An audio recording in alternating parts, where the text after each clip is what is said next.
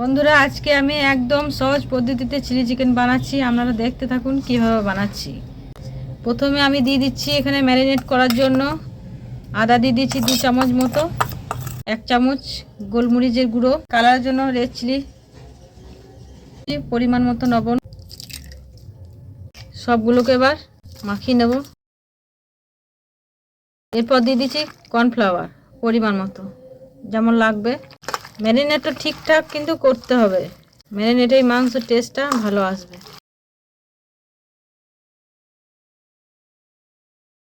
আমার ম্যারিনেট করা হয়ে গেছে। এরপরে আমি আধ ঘন্টা মতো রেস্ট রেখে যে সসটা দেবো সেই সসটা আমি তৈরি করে নিচ্ছি। আর দিয়ে দিচ্ছি 2 চামচ সয়া সস, এখানে দিয়ে দিচ্ছি 1 চামচ ভিনিগার।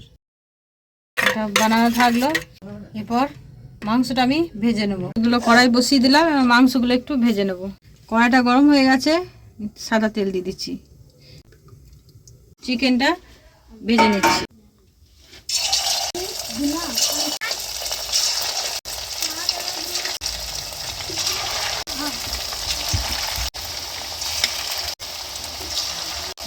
বেশি দেওয়া যাবে না, অল্প অল্প করে দিতে হবে। আর মাংসটা দেওয়ার পর কিন্তু সঙ্গে সঙ্গে লাড়বেন না, আস্তে আস্তে এইভাবে নেড়ে দেবেন, ইপিট উপিট করে একটু লাল লাল করে ভাজতে হবে। কিন্তু বন্ধুরা এইভাবে লাল লাল করে ভেজে নেবেন হালকা আঁচের মধ্যে। এগুলো আমার ভাজা হয়ে গেছে, তুলে নিচ্ছি।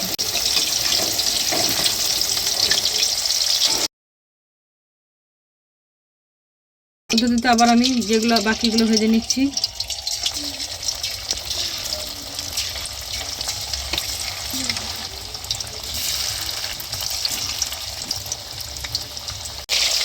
এগুলো আমার লাল লাল করে ভাজা হয়ে গেছে, এগুলো আমি তুলে নিচ্ছি।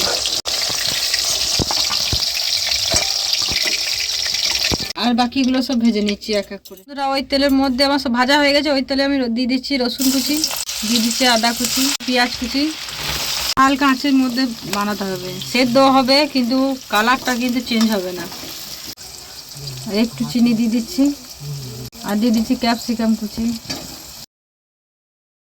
1 চামচ লবণ। লবণটা হিসেব মতো দেবেন, কারণ ম্যারিনেটের সময় কিন্তু দেওয়া আছে লবণ, সেই হিসেবে দেবেন। দিয়ে দিচ্ছি লঙ্কা কুচি।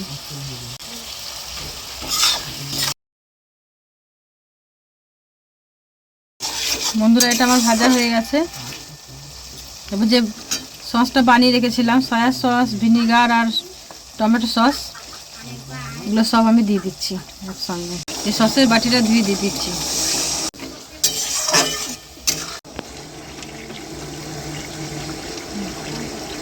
কত সফট, বেশি কিন্তু ভাজলে হবে না, জাস্ট একটু কালার করে নেওয়া।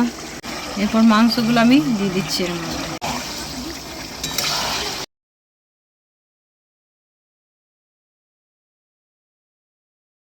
এখানে আমি কর্নফ্লাওয়ার গুলে রেখেছিলাম, এটা কিন্তু আমি দিয়ে দিচ্ছি।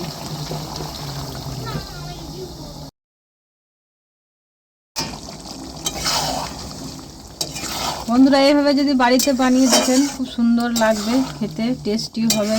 খাওয়ার মুখেই আমি 2টো কাঁচা লঙ্কা দিয়ে দিচ্ছি।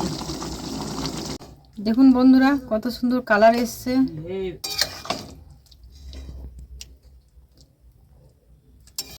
বন্ধুরা এই রেসিপিটা বানানো দেখার জন্য ধন্যবাদ।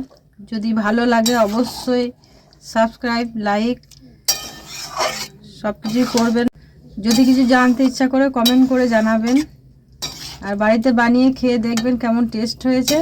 লাগলে কিন্তু অবশ্যই সাবস্ক্রাইবটা করবেন।